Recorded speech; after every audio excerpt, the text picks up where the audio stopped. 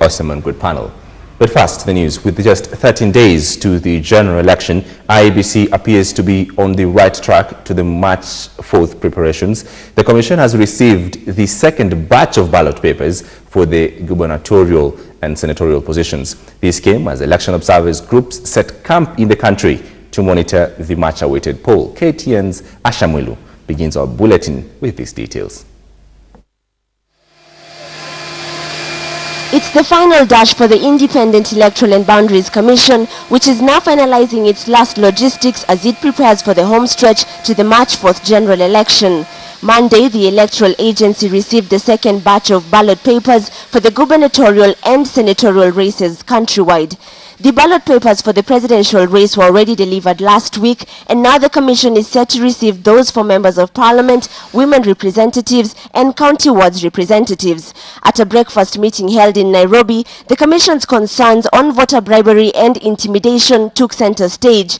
IEBC Vice Chairperson Lilian Zaja warning anyone with plans to intimidate women aspirants and Kenyans at large during the election season. The most serious offense is that of bribery. Bribery attracts a 1 million shilling fine or 6 years in prison or both.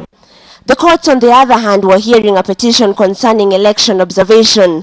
IEBC's legal manager Mahmoud Jabane, in an affidavit at the High Court, argued that exit polls to be conducted by election observation groups should not be announced before IEBC's final results are released.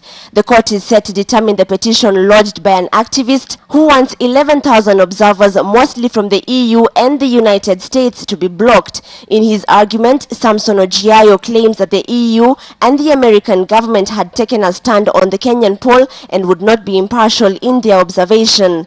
In the meantime, the Elections Observation Group ELOG announced that it will be deploying 7,000 data collectors countrywide on the election day. The group says its team will be sent to polling stations to tabulate the quality of the poll as well as the credibility of the results. The lowest unit for administration of elections is the polling station, and therefore this is the level at which the well-trained professional observers are deployed to rapidly and systematically collect information. The East African community also has its own team to observe the Kenyan election. Some 40 representatives of EAC chosen from across the continent will be monitoring the campaigns and the entire electoral process.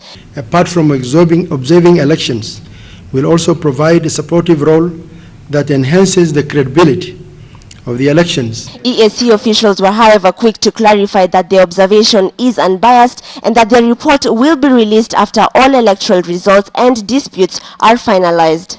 Kenya's strategic positioning in Eastern Africa and indeed in the African continent at large is now being seen clearly by the kind of attention that the next general election is sparking from within and outside the continent. And as we've seen, thousands of international and local observers will be in the country starting this week to monitor how the IEBC will handle this crucial election. Ashamwilu reporting for KTN in Nairobi.